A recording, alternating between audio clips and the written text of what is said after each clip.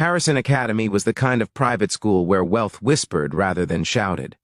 Brick buildings covered in ivy, manicured lawns, children in crisp uniforms walking to classes with leather backpacks that cost more than some families' monthly groceries.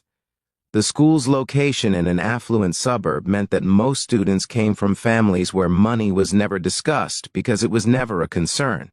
Trust funds, vacation homes, parents who donated wings to buildings. But there were also scholarship students, children whose exceptional test scores or artistic talents earned them spots at Harrison despite their families' financial situations. The school prided itself on this diversity, though the reality was more complicated.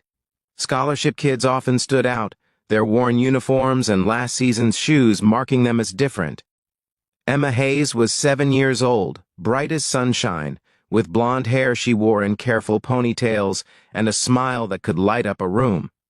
She'd earned her spot at Harrison through the district's gifted program, scoring in the 99th percentile on every assessment. Her single mother, Claire, worked 2 jobs to cover the fees the scholarship didn't, sacrificing everything to give Emma opportunities she'd never had. But sacrifices have limits, and worn-out shoes eventually fall apart. It was a Tuesday morning in late September when Emma's left shoe finally gave up. She'd been wearing the same pair of canvas sneakers for 18 months, long past when they should have been replaced. The sole had separated from the upper, creating a gap that let in water and stones. The laces were knotted in 3 places where they'd broken. During morning recess, Emma stood at the edge of the playground, holding her shoe in her hands. It had come completely apart while she was walking, and now she stood in 1 shoe and 1 sock, tears streaming down her face. Other children played around her. Some noticed and whispered. A few laughed. No one helped. James Holloway was driving past the school on his way to a board meeting. At 41, he was the CEO of Holloway Technologies, a software company he'd built from nothing into a billion-dollar enterprise. He drove himself, preferring the quiet thinking time to having a driver. He'd taken this route to avoid highway traffic and happened to glance at the school as he passed. The sight of a small girl standing alone, holding a broken shoe, crying while other children ignored her, made him hit the brakes. James didn't have children.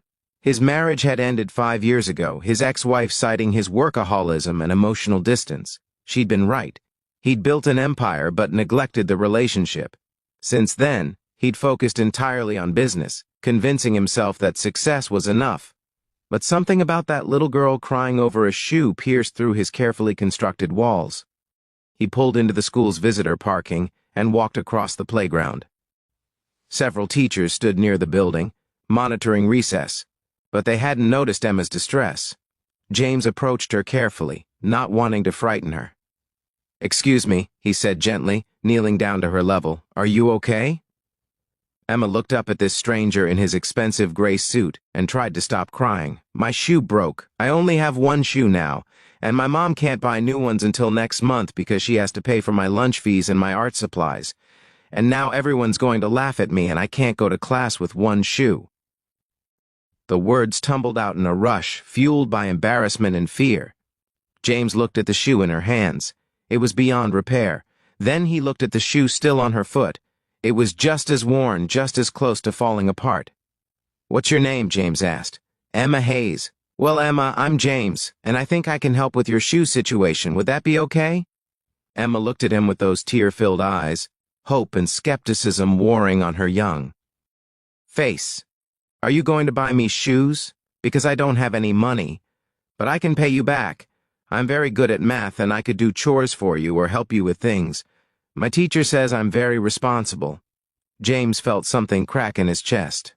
This 7-year-old child was offering to work off a debt for shoes, understanding instinctively that kindness often came with strings attached. "How about this?" James said. "I buy you proper school shoes right now, and you pay me back by doing something kind for someone else someday when you're able. Does that sound fair?" "That's not really paying you back," Emma said seriously. "You'd still be out the money." "True," James agreed. "But I have more money than I need, and you have something more valuable than money. You have potential. You're smart, kind, and brave enough to ask for help when you need it. Those qualities are worth investing in. He stood and offered his hand. Come on, let's go talk to your principal and get permission to take you to buy proper shoes, and we'll call your mom so she knows what's happening. 30 minutes later, after speaking with the principal and getting Claire's tearful permission over the phone, James and Emma were in a shoe store. Emma tried on several pairs, her eyes wide with wonder at having choices. She kept trying to pick the cheapest options until James gently insisted she choose shoes that fit well and would last. She finally selected a sturdy pair of navy blue sneakers that met the school's uniform requirements. James also bought her 2 backup pairs and proper socks, ignoring Emma's protests that it was too much. In the car on the way back to school, Emma was quiet, holding the shoebox like it was treasure. "Mr. James?" she said finally. "Yes? Why did you help me? You don't know me. You were just driving by." James was quiet for a moment, navigating traffic while trying to find words for something he hadn't fully articulated to himself. "Because I spent so long working and building my company that I forgot why I was doing it. I thought making money was the goal, but money is just a tool. It's worthless unless you use it for something that matters." He glanced at her. "You, standing there crying because your shoe broke, reminded me what actually matters. Not board meetings or stock prices, but people. Especially people who need help and have the courage to ask for it." "My mom says asking for help is hard," Emma said. "She says people judge you for it." "Your mom is right," James said. "And people who judge others for needing help have forgotten that everyone needs help sometimes, even billionaires." They returned to Harrison Academy, where Emma ran to her classroom with her new shoes, her face transformed by joy. James spoke briefly with the principal, leaving his card and a donation to establish a fund for students who needed assistance with uniform items. That should have been the end of it. A nice story, a good deed. James expected to drive away and return to his normal life. But Emma Hayes didn't forget. Every month an envelope arrived at James's office. Inside was a hand-drawn picture and a note from Emma. The pictures showed her in her shoes, at school, doing well in class. The notes told him about her grades, her activities, how she'd helped someone else because he'd helped her. "Dear Mr. James, I got 100% on my math test today. I helped my friend Jessica, who was struggling with fractions. I remembered what you said about paying it forward. Dear Mr. James, I saw a homeless man today and I gave him my lunch. Mom said it was a kind thing to do. I told her you taught me about using what you have to help others." The letters continued for months, then years. James found himself looking forward to them, displaying the drawings in his office. His employees noticed the change in him. He was warmer, more engaged with people rather than just profits. He started a foundation focused on education for underprivileged children. He volunteered at schools. 5 years after that day on the playground, James received an invitation. Emma, now 12, was graduating from elementary school as valedictorian. She'd written a speech and wanted him to be there. James sat in the audience as Emma took the stage, poised and confident in a way that reminded him of the determined 7-year-old who'd offered to work off a shoe debt. "When I was in 2nd grade, Emma told the assembled students and parents, my shoe broke at school. I was crying and scared and felt so small. A stranger saw me and helped me. He bought me shoes and taught me that true wealth isn't measured in money, it's measured in kindness." She looked directly at James. "Mr. Holloway is here today. He probably doesn't remember our deal, but I do. He asked me to pay him back by helping others. So that's what I've been doing.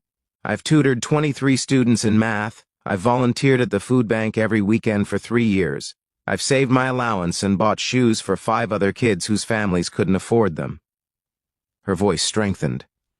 "Mr. Holloway taught me that when someone helps you, you don't pay them back. You pay it forward. You become the person who helps the next person.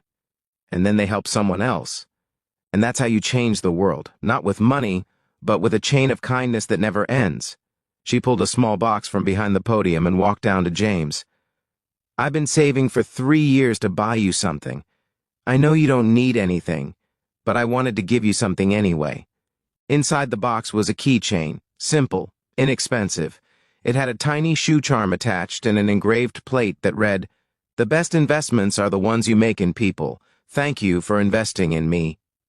James's vision blurred with tears. This 12-year-old girl had saved for 3 years to buy him a keychain because she wanted to pay back the cost of shoes. Not because she owed him, but because she understood that gratitude is its own form of currency. "Thank you, Emma," James said, his voice rough. "I'll treasure this. Are you going to keep helping kids like you helped me?" Emma asked. "Yes," James promised. "I am. Because you taught me something important. The returns on kindness are infinite. They multiply in ways money never can." 10 years later, James's foundation had provided educational support to over 10,000 students. Emma was in college, studying education, planning to become a teacher. She still wrote to James twice a year, still paid it forward whenever she could. And every single day, James carried that keychain, a reminder from a 7-year-old girl that wealth means nothing if you don't invest it in the things that truly matter. If this story touched your heart, please like and share it with someone who needs reminded that small acts of kindness create endless ripples. Subscribe for more stories about people who invest in humanity. And comment below about a time someone helped you in a way that changed your life, or a time you paid it forward. Your story might inspire someone to choose generosity today.